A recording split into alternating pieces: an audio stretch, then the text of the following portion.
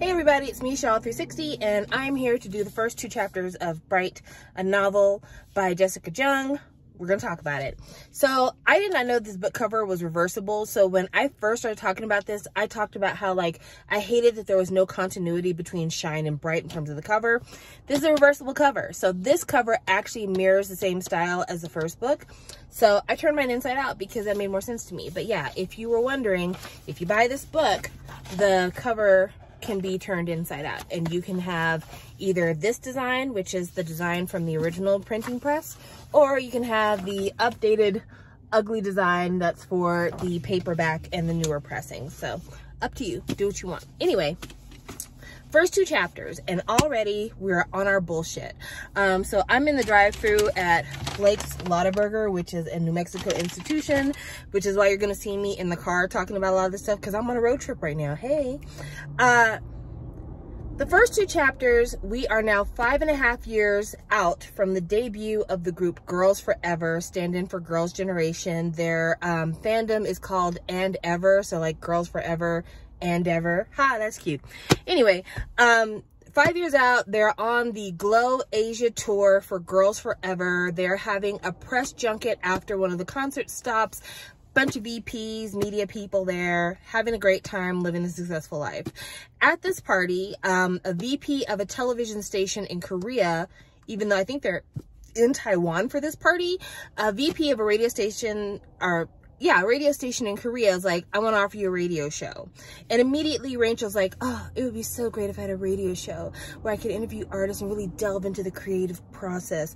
And it's like, girl, you sing K-pop, and like, not for nothing, no shade, but second gen K-pop, the girls literally were props in the creation of the music. And I don't mean that to be mean to anybody, but like, Girls' Generation was not writing music. Girls' Generation was not picking concepts. Girls' Generation was not in any ways a part of the creative process other than lending their voice and their bodies to the production of music videos, concert tours, and performances. But they weren't creating the albums. So yeah, girl, what part of that process would you be talking about if you were the radio host? But I digress. Anyway, she gets offered a radio show. She also has a run-in with Jason, who was the love interest from the first book. They apparently dated for a little while, but it didn't work because of their busy schedules, yada, yada, yada. Also, she felt like she couldn't trust their relationship because Mina had video of them kissing backstage, even though for some reason Mina never used it, which if Mina really didn't want her to debut with Girls Forever, why wouldn't she have used it? So I digress again.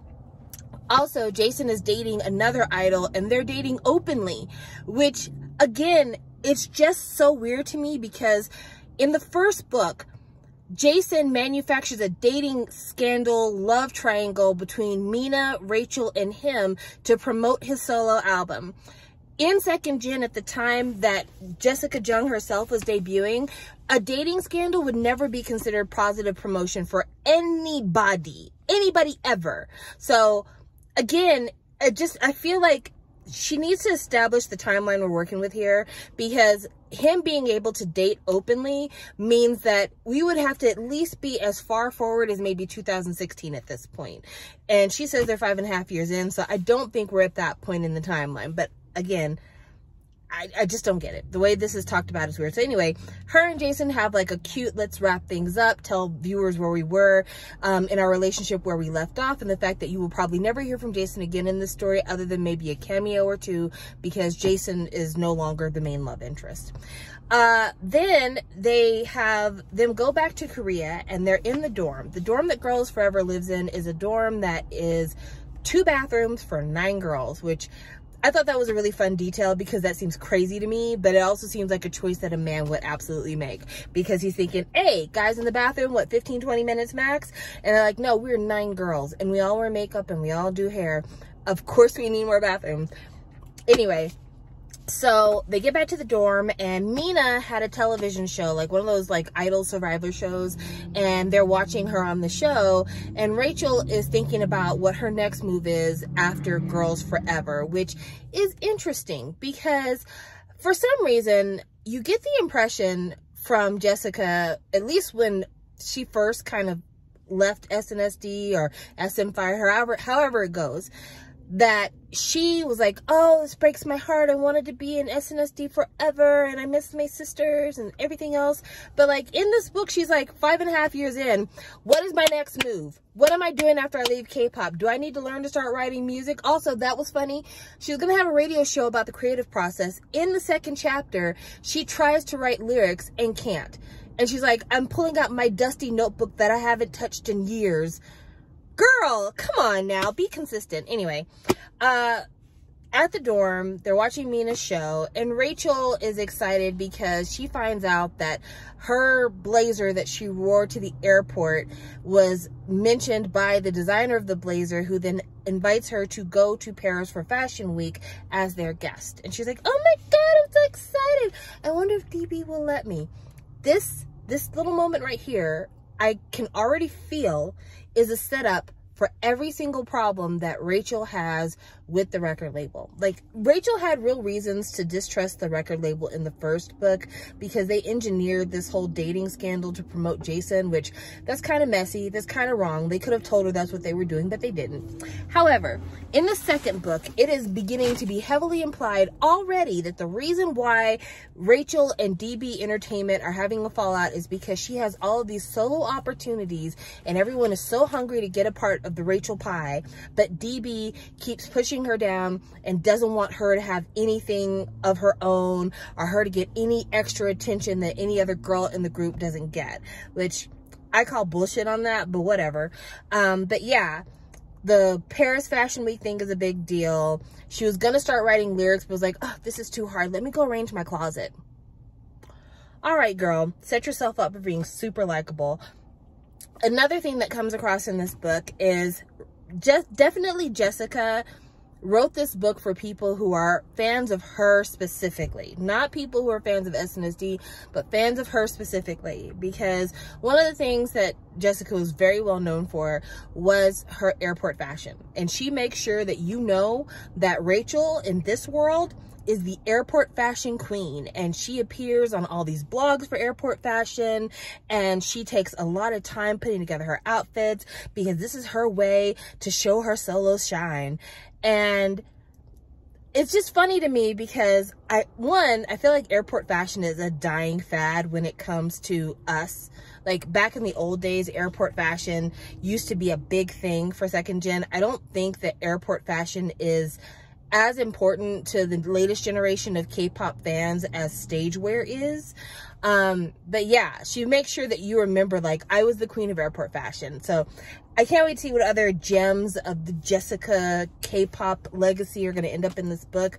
But already tensions. So after Nell Kramer, the designer of her blazer, invites her to Paris Fashion Week, Jessica goes to the company with the other 9 girls to ask Mr. No, the stand-in for Isuman, if she can go to Paris Fashion Week. And as Mr. No is in a board meeting before they get there, they hear mention of the word Vogue.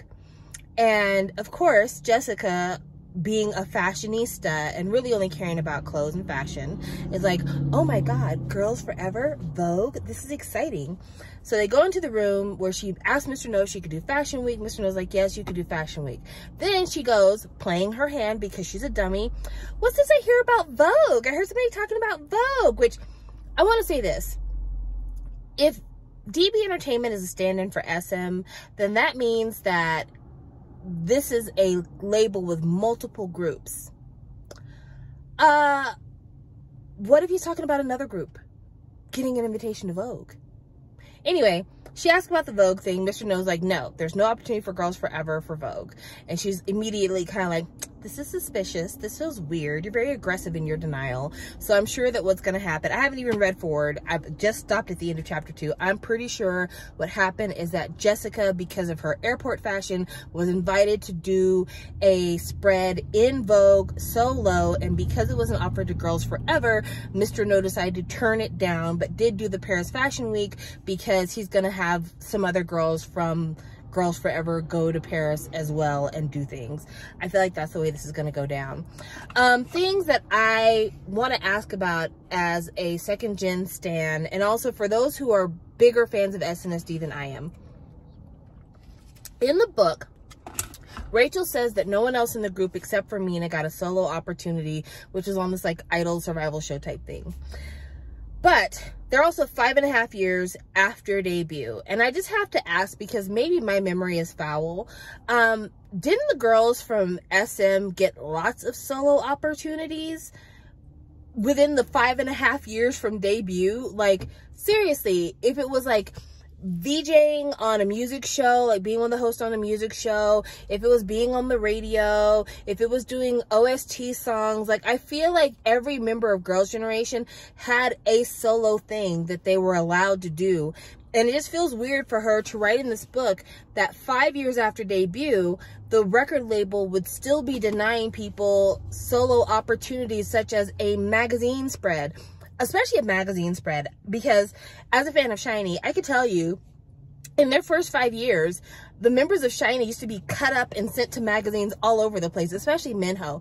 Minho and Key were constantly in magazines, either together, by themselves, but they were always doing something. It was never like, we will only take the 5. So, I don't know. I just find that very strange. Also, big thing to note on this, we get the introduction of the fact that Leah, Rachel's little sister, is now a member of a group called Say Go, which is the stand-in for FX. It's such the stand-in for FX that Say is lowercase and Go is uppercase, like the lowercase f, the uppercase x. Yeah, that's subtle. That's real subtle.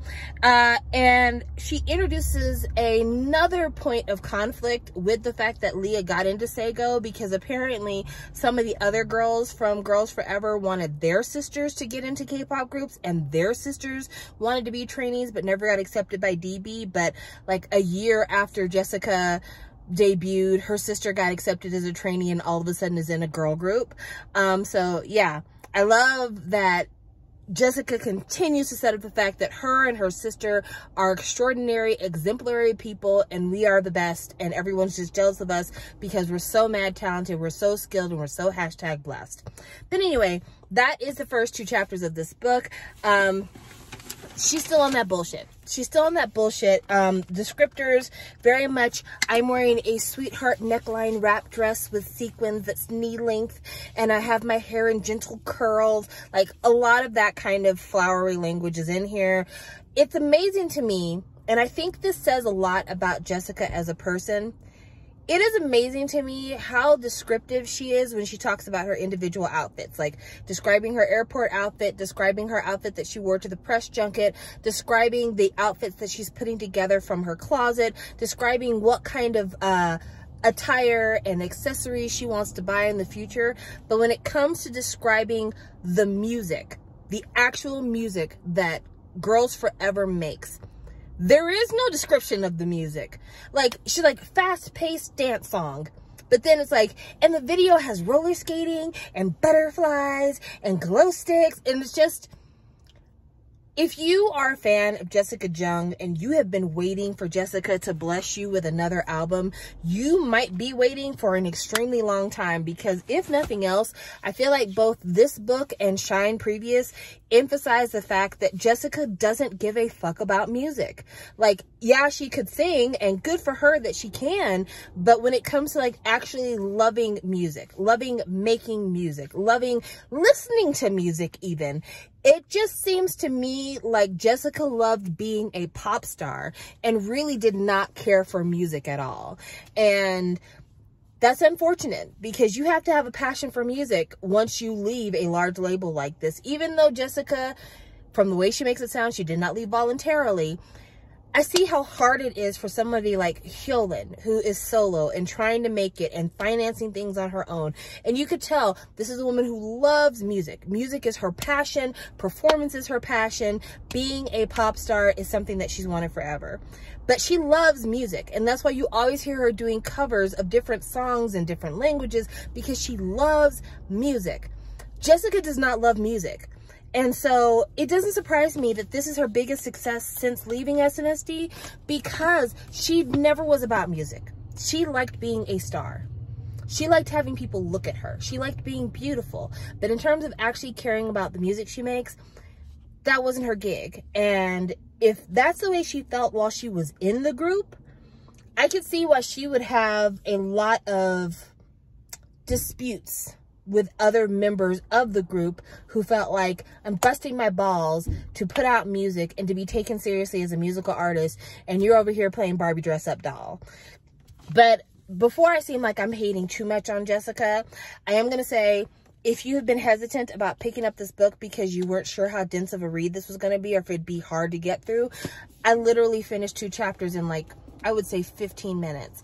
And that's because I'm a slow reader. Like, it's a really, really easy book to read. I think you'll have a great time following along with this, because nothing that you're going to read in this book is going to be above your head. There's not going to be any big words for you to try to throw open a thesaurus or a dictionary to try to figure out.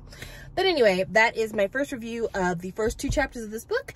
And as I'm road tripping and doing things, I'll be keeping you updated. Talk to you later. Bye.